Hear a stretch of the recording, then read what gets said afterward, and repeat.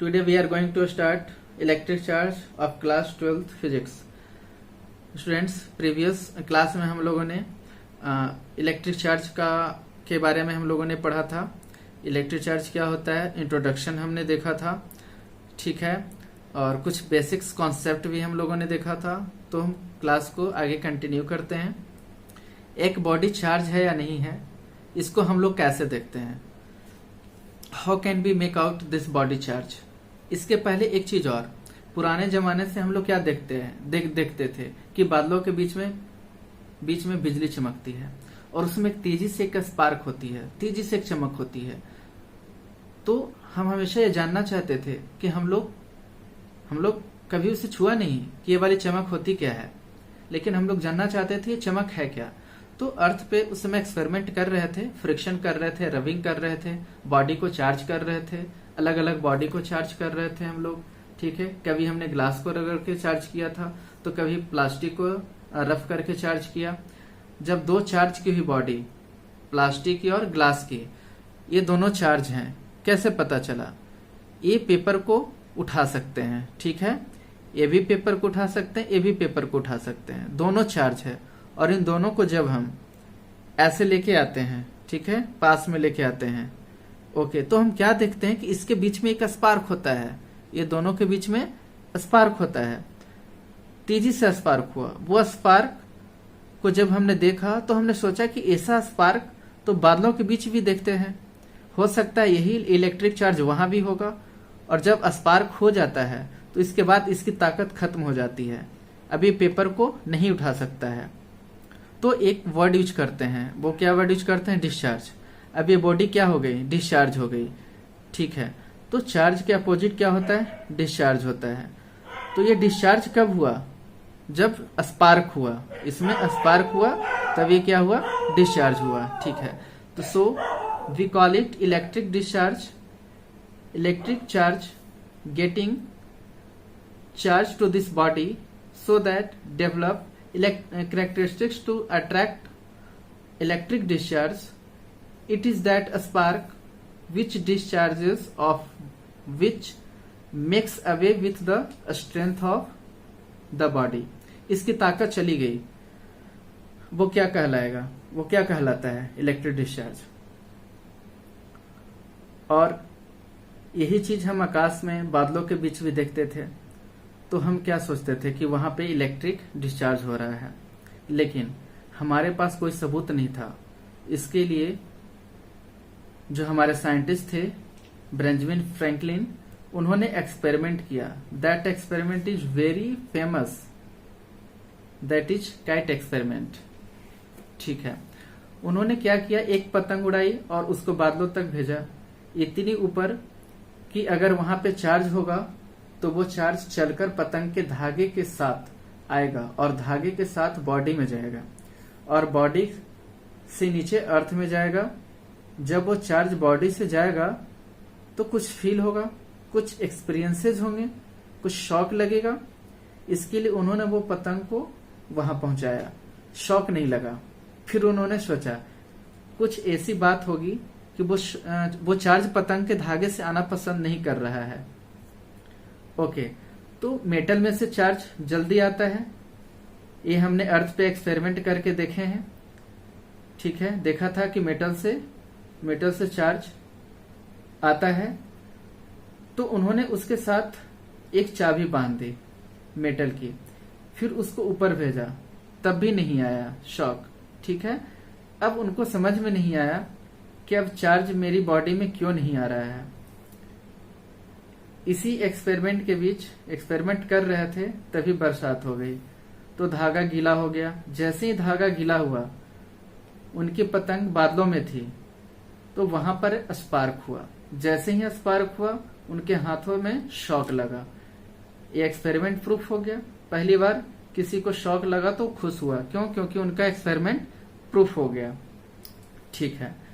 तो ये experiment proof कर दिया कि बादलों में जो स्पार्क दिखता है दैट इज इलेक्ट्रिक चार्ज। अब हम चार्ज की कैरेक्टरिस्टिक्स को देखते हैं। हमको मालूम है कि किसी भी बॉडी के पास मास नाम की कैरेक्टरिस्टिक्स होती है, जो दूसरे ऑब्जेक्ट को अपनी तरफ खींच लेती है। Because of this gravitation force due to mass. Okay, जब हम ऑब्जेक्ट को चार्ज करना स्टार्ट किया रबिंग से, तो हम एक मेन ऑब्जेक्ट लिया ग्लास रॉड। जब ग्लास रॉड को रफ की तो उसके पास चार्ज आ गया, ठीक है, that becomes a charge body.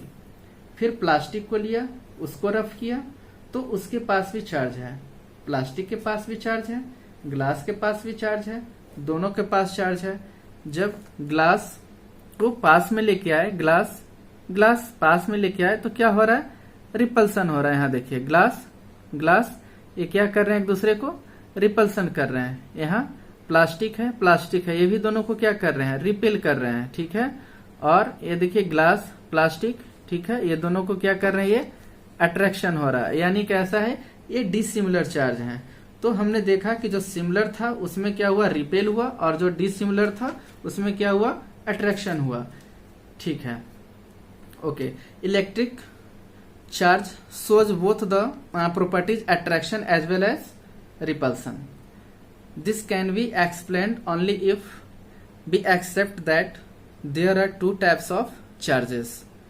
First similar charges, okay, repel each other, and dissimilar charges attract each other. Similar repel each other, dissimilar attract each other. Okay, we come to the nomenclature of the charges. This phenomenon was done by Franklin, and he makes this nomenclature as the names positive and negative charges. Why this name was given? Because remember the regions, whenever we combine two objects we get another third objects, but they are not discharged, but they are not destroyed.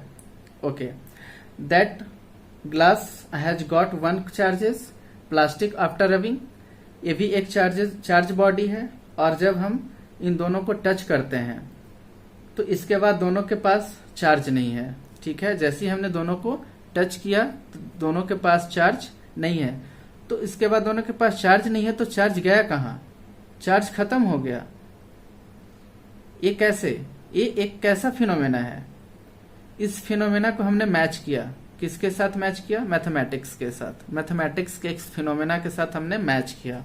वो phenomena क्या है, एक number हमारे पास है, ठीक है, एक number हमने लिया +3, एक हमने लिया -3, दो नंबर हमने लिया, ठीक है। अब हमने क्या किया, दोनों नंबर को आपस में कंबाइन किया।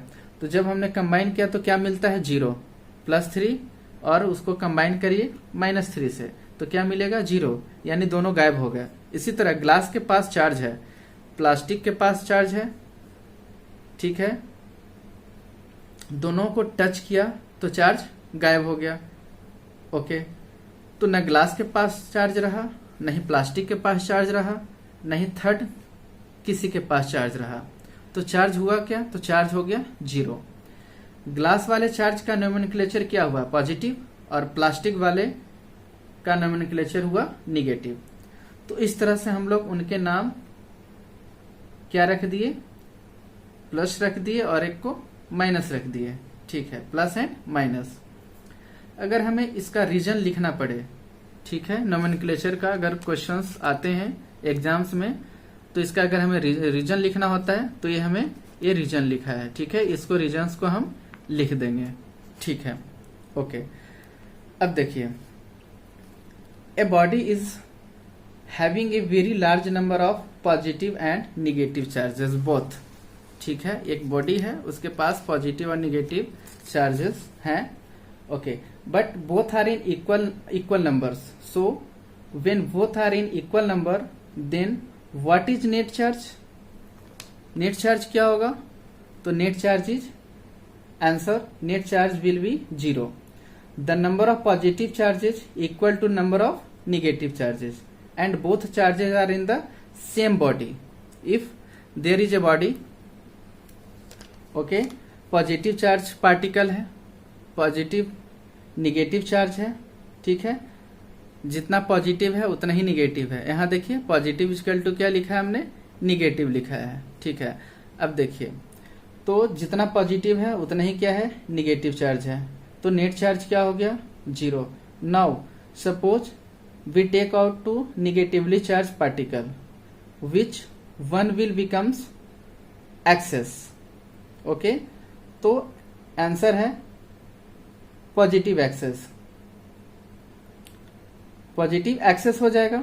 ठीक है, अगर मान लीजिए कि हमने सपोज किया कि we take out two negatively charge particle, तो which one will become excess, तो आंसर है पॉजिटिव एक्सेस, पॉजिटिव एक्सेस हो जाएगा। ठीक है, क्योंकि निगेटिव हमने निकाल लिया, तो उस बॉडी का चार्ज कैसा अपीयर होगा। जब हमने निगेटिव निकाल लिया तो उस बॉडी का चार्ज कैसा अपीयर होगा। ठीक है, ओके, पॉजिटिव। तो ग्लास पर जो चार्ज आता है हमने निगेटिव माना, जब हम रफ करते हैं तो ग्लास को तो रफ करने से उसका जो निगेटिव पार्टिकल्स है वो क्लॉथ में ही छूट गया, तो उसके पास एक्सेस क्या बचा, पॉजिटिव, इसलिए उसका चार्ज क्या हो गया, पॉजिटिव हो गया। ठीक है, ओके, यानी कि उसका जब हमने रफ किया तो जो निगेटिव पार्टिकल्स है वो क्लॉथ में ही छूट गया। ठीक है, जब उसको हमने रफ किया, रविंग किया, तो निगेटिव पार्टिकल क्लॉथ में छूट गया। ठीक है, तो उसके पास एक्सेस क्या बच गया, पॉजिटिव, इसलिए उसका चार्ज क्या हो गया, पॉजिटिव हो जाता है। ओके, चार्ज किसकी प्रॉपर्टी है, तो चार्ज मैटर की प्रॉपर्टी है। ठीक है, पार्टिकल की है। ओके, तो पार्टिकल की, इसलिए जब भी हम कहेंगे कि चार्ज की एक ऑब्जेक्ट से दूसरे ऑब्जेक्ट पे गया, तो एक पार्टिकल गया होगा। ठीक है, जब हम बोलेंगे कि एक ऑब्जेक्ट से दूसरे ऑब्जेक्ट पे गया है चार्ज, मतलब एक पार्टिकल गया होगा। ठीक है, this is very very important property, the charge is always carried by material. Okay, अब देखिए, अब हम देखते हैं इलेक्ट्रोस्कोप।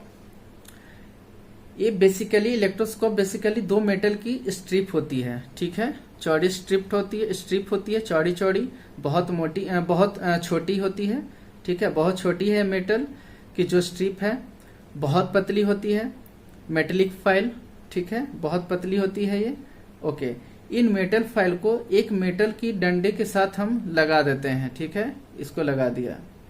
ओके, अब इसको हम एक डिस्क के साथ लगा देते हैं। ये डिस्क पर हमने जिस बॉडी को टेस्ट करना है उसको हम इससे टच कराते हैं। ठीक है, जिस बॉडी को हमें टेस्ट करना है, ठीक है, जिस बॉडी को हमें टेस्ट करना है, हम क्या करेंगे, उसको हम इससे टच कराएंगे। ठीक है, इससे टच कराएंगे।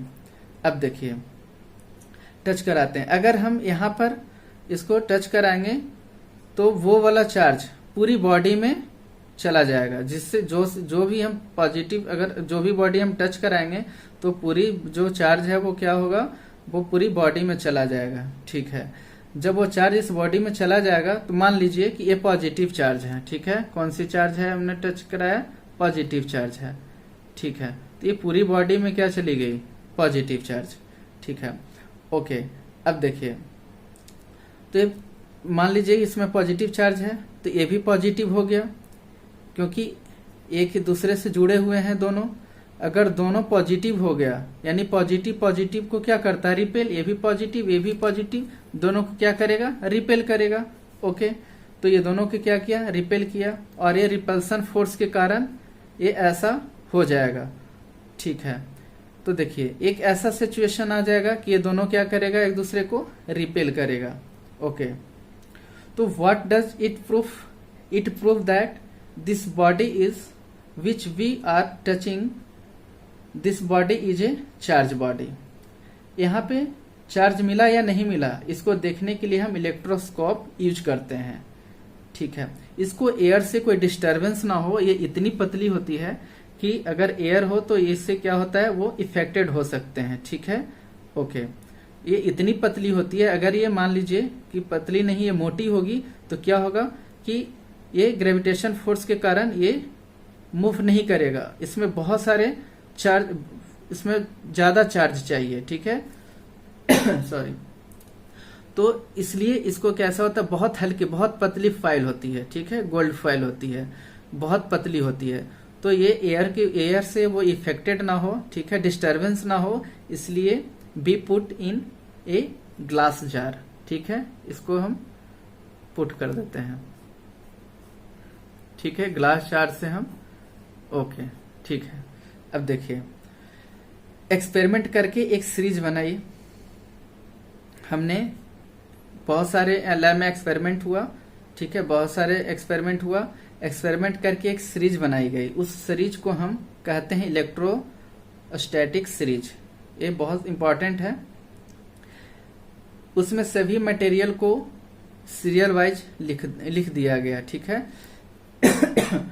जब भी दो मटेरियल को हम रफ करेंगे तो हमेशा ऊपर वाला मटेरियल पॉजिटिव होगा, ठीक है, याद रखिए, ठीक है। ये जो सीरीज में जो लिखा हुआ है, ठीक है, जब भी हम कोई दो मटेरियल रफ करेंगे, ठीक है, जैसे हमें ग्लास प्लास्टिक दे दिया, ठीक है, कोई दो मटेरियल हमें देगा रफ करने के लिए, तो हमेशा ऊपर वाला मटेरियल पॉजिटिव होगा और नीचे वाला मटेरियल नेगेटिवली चार्ज होगा। That is electrostatic series at the material, ठीक है। फॉर एग्जांपल्स हमने लिया ग्लास, ठीक है, ओके, ग्लास हमने लिया और हमने सिल्क लिया। अब देखिए सबसे ऊपर कौन है सीरीज में, ग्लास है, तो ये पॉजिटिव लेंगे और सिल्क निगेटिव लेंगे, ओके।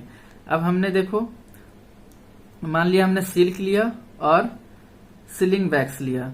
अब देखिए ये क्या है, इस नंबरिंग में सबसे ऊपर है, 4th नंबर पे है, ठीक है। यानी कि जब भी कोई दो बॉडी मिलेगा, दो भी मटेरियल हमें मिलेगा, ठीक है, तो जो फर्स्ट मिलेगा उसे हम पॉजिटिव लेंगे और जो सेकंड होगा उस सीरीज में उसको हम निगेटिव लेंगे। तो देखिए सिल्क और सीलिंग वैक्स में कौन होगा पॉजिटिव, तो पॉजिटिव हो जाएगा सिल्क और निगेटिव हो जाएगा सीलिंग वैक्स, ओके।